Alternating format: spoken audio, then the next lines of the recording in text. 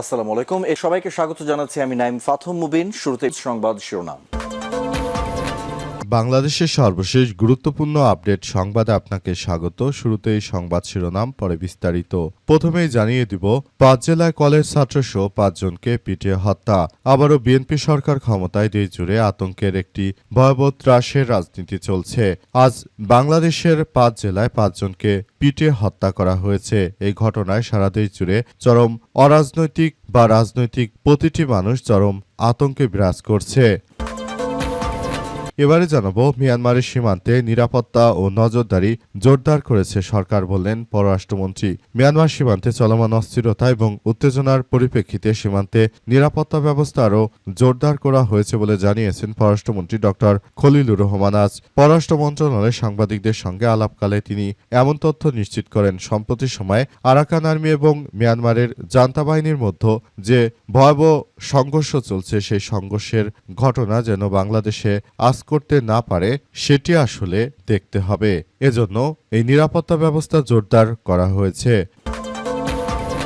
এদিকে মুক্তিযুদ্ধের সময় পেটে গুলি লেগেছিল মান্নাস আলীর ৫৫ বছর পর অস্ত্রোপচারে অপসারণ। মুক্তিযুদ্ধের সময় পাকিস্তানি সেনাবাহিনীর ছোড়া গুলিতে আহত হয়েছিলেন নেত্রকোনা দুর্গাপুর উপজেলার বাসিন্দা মান্নাস আলী ৭৫। দীর্ঘ ৫৫ বছর শরীরে গুলি বহন করার পর অবশেষে অস্ত্রোপচারের মাধ্যমে তার পেট থেকে গুলিটি অপসারণ করা হয়েছে। আজ একদল তরুণ চিকিৎসক এই অস্ত্রোপচারটি করেন।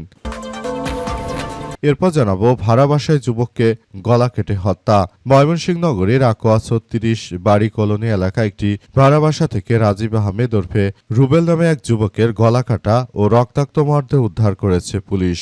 আজ নগরীর আকোয়া ৩৬ বাড়ি কলোনি এলাকার একটি ৫ কক্ষ বিশিষ্ট ভাড়া বাসা থেকে তার মরদেহ উদ্ধার করা হয়।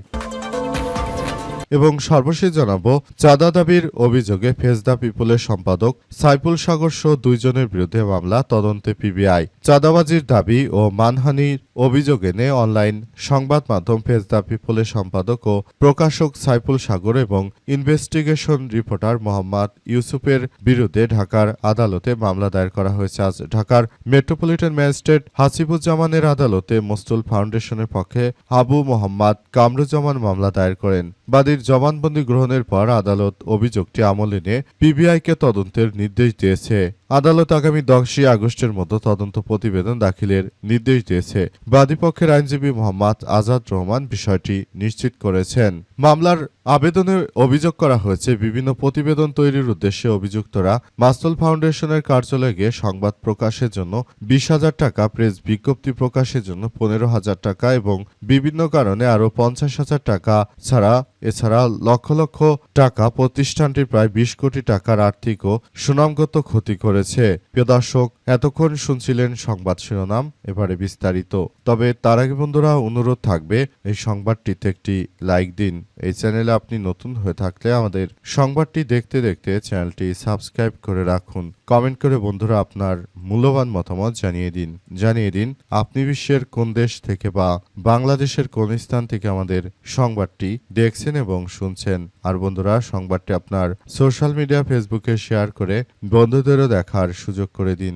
গাজা যুদ্ধে আপনি যদি নিরীহ ফিলিস্তিনিদের ভালোবেসে থাকেন, বন্ধুরা কমেন্টে ইয়েস লিখে পুরো বিশ্বকে আমাদের এই তাজা আপডেটটি দেখার সুযোগ করে দিন। এবারে বিস্তারিত।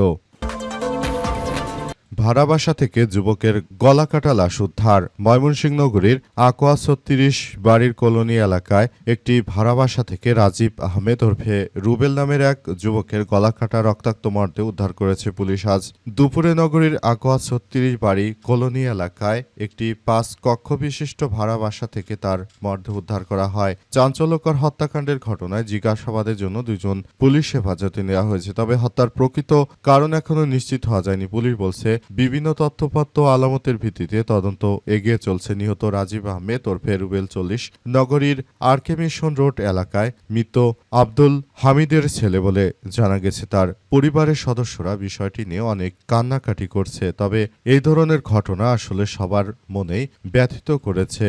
আসলে কেউই আমরা চাই না যে এই ধরনের ঘটনা দেশ জুড়ে ঘটুক। এমনিতেই বিএনপি ক্ষমতা আসার পর থেকে এমন অনাকাঙ্ক্ষিত সন্ত্রাসী কার্যক্রমগুলো আগের থেকে অনেক বহুগুণ বৃদ্ধি পেয়ে গেছে।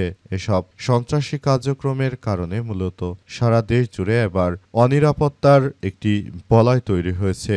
এই সুযোগে দেশের যারা সাধারণ মানুষ রয়েছে তারা চরম হতাশার মধ্যে রয়েছে।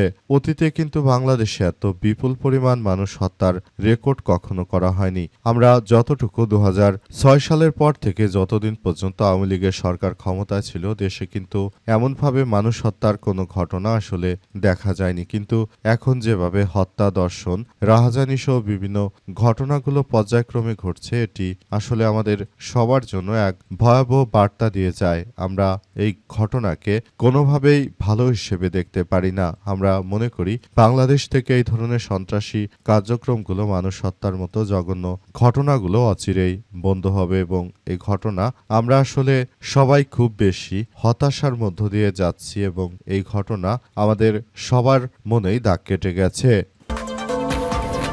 সম্প্রতি সময়ে মিয়ানমারের আরাকান আর্মি এবং মিয়ানমারের জান্তা সেনাবাহিনীর মধ্যে ব্যাপক সংঘর্ষের ঘটনা ঘটছে। এর ফলে বাংলাদেশের সীমান্তে তীব্র আতঙ্ক ছড়িয়ে পড়েছে।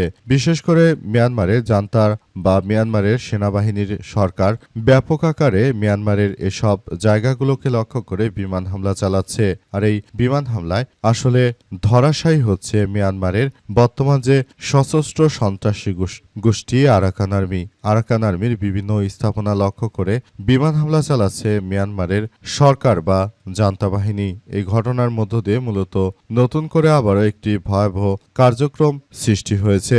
নতুন করে এই সব সমস্যাগুলো আসলে সবার মনেই দাগ কেটে গেছে। এজন্য বাংলাদেশের পররাষ্ট্রমন্ত্রী ডক্টর খলিলুর রহমান আজ সাংবাদিকদের সঙ্গে আলাপকালে তিনি বিষয়টি পরিষ্কার করেছেন। তিনি বলেন যে বাংলাদেশের মানুষের নিরাপত্তার কথা ভেবে আমরা সীমান্ত এলাকায় সীমান্তেই নিরাপত্তা জোরদার করেছি। তিনি বলেন যে যাতে করে মিয়ানমারের সশস্ত্র বিদ্রোহী গোষ্ঠী বা সন্ত্রাসী সংগঠন আরাকান আর্মির সদস্যরা যাতে করে বাংলাদেশের অভ্যন্তরে ঢুকে পড়ে কোনো ধরনের বিশৃঙ্খল পরিস্থিতির সৃষ্টি করতে না পারে সেই ব্যাপারগুলো আমরা খুবই গুরুত্ব সহকারে দেখছি বলে জানান তিনি।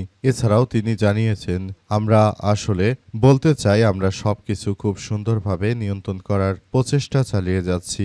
এই ঘটনার মধ্য দিয়ে মূলত সবাইকে আরো বেশি ব্যাপক কার্যক্রম চালিয়ে যেতে হবে বলে উল্লেখ করা হয়েছে। 5 জেলা কলেজ ছাত্র সহ 5 জনকে পিটিয়ে হত্যা। নারায়ণগঞ্জে ছিনতাইয়ের অভিযোগে এক তরুণ এবং কক্সবাজারের টেকনাফে জমির বিরোধে এক কলেজ ছাত্রকে পিটিয়ে হত্যা করা হয়েছে। গাইবান্ধার সুন্দরগঞ্জ, বগুড়া দুপাচিয়ায় মারধরে নিহত হয়েছে 2 জন। ময়মনসিংহে এক যুবককে গলা কেটে হত্যা করা হয়েছে। টাঙ্গাইলে উদ্ধার করা হয়েছে এক ব্যবসায়ীর লাশ। নারায়ণগঞ্জে ছিনতাইয়ের অভিযোগে তরুণকে পিটিয়ে হত্যা। নারায়ণগঞ্জে ছিনতাইয়ের অভিযোগে জিশান 22 নামের এক তরুণকে পিটিয়ে হত্যা করা হয়েছে। আজ শহরের পশ্চিম মাসদাইর এলাকায় এই ঘটনা ঘটে। জিশানো এলাকার ইউনুস ওরফে ইনু মিয়ার ছেলে এবং দীর্ঘদিন ধরে অনিক নামের আরেক তরুণ আহত হয়েছে এবং তারা সবাই একসঙ্গে মোবাইল ছিনতাই করত। এরপর মাদ্রাসার এবং মসজিদের হুজুরেরা তাকে ডেকে নিয়ে এলাকার লোকজন মিলে তারপর এই ছিনতাইকারীকে পিটিয়ে হত্যা করেছে। এমনিভাবে মূলত সারা দেশ জুড়েই মানুষ হত্যার মহোৎসব চলছে। বিএনপি ক্ষমতা আসার পর থেকেই বাংলাদেশে এই ধরনের হত্যাকাণ্ড, নাশকতা ও বিভিন্ন কার্যক্রম তীব্র থেকে তীব্র আকারে বৃদ্ধি পেয়েছে। এই ধরনের নাশকতামূলক কার্যক্রম আসলে বৃদ্ধি পেয়েছে দেশ জুড়ে। এক ত্রাসের রাজত্ব কায়েম করেছে বিএনপি। তারা ক্ষমতা আসার পর থেকেই দেশ জুড়ে মব কালচার সৃষ্টি সহ বিভিন্ন অপকর্মে আসলে যেভাবে সাধারণ মানুষজন জড়িয়ে পড়ছে তাতে ভবিষ্যতে বাংলাদেশ কোথায় যাবে সেটি এখন পর্যন্ত কেউ বলতে পারছে না। ভবিষ্যতে আদতে বাংলাদেশ কোথায় অবস্থান করবে সেটি এখন পর্যন্ত কেউ বলতে পারছে না। সবাই শুধু বলাবলি করছে যে আসলে এমন বাংলাদেশ আমরা চাইনি। আমরা একটি সুন্দর ও সমৃদ্ধির একটি আধুনিক বাংলাদেশ চেয়েছিলাম। কিন্তু দুঃখের বিষয় যে বাংলাদেশ আমাদেরকে এমন এক বাংলাদেশ উপহার দিল বিএনপি, যে বাংলাদেশে শুধু খুনোখুনি, মারামারি, হত্যা, ছিনতাই, রাহাজানি, চাঁদাবাজি, এমন একটি বাংলাদেশ যে বিএনপি উপহার দিয়েছে। জনগণের দেয়ালে পিঠ ঠেকে গেছে। এ অবস্থায় জনগণ আসলে শেষ পর্যন্ত কি করবে সেটি এখন দেখার বিষয়।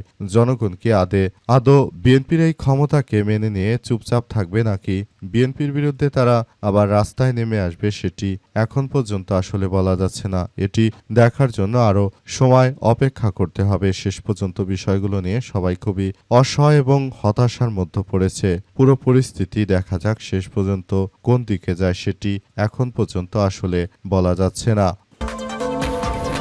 মুক্তিযুদ্ধের পেটে গুলি লেগেছিল মন্নাস আলীর ৫৫ বছর পর অস্ত্রোপচারে অপসরণ। মুক্তিযুদ্ধের সময় পাকিস্তানি সেনাবাহিনীর ছোড়া গুলিতে আহত হয়েছিলেন নেত্রকোনার দুর্গাপুর উপজেলার বাসিন্দা মন্নাস আলী ৭৫। দীর্ঘ ৫৫ বছর শরীরে গুলি বহন করার পর অবশেষে অস্ত্রোপচারের মাধ্যমে তার পেট থেকে গুলিটি অপসারণ করা হয়েছে। আজ দুর্গাপুর উপজেলার স্বাস্থ্য কমপ্লেক্সের আবাসিক মেডিকেল কর্মকর্তা RMO ডাক্তার তানজিরুল ইসলাম রায়হানের নেতৃত্বে চিকিৎসকদের একটি দল প্রায় ৩০ মিনিটের অস্ত্রোপচারের মাধ্যমে গুলিটি বের করে নিয়ে আসে। মান্নাস আলীর বাড়ি উপজেলার গাওকান্দিয়া ইউনিয়নের হরিয়াকান্দি গ্রামে। স্থানীয় বাসিন্দা ও পরিবারের সদস্যরা জানায় ১৯৭১ সালে দুর্গাপুরে পাকিস্তানি সেনাবাহিনীর একটি ক্যাম্প থেকে তার উপর গুলি চালানো হয়েছিল।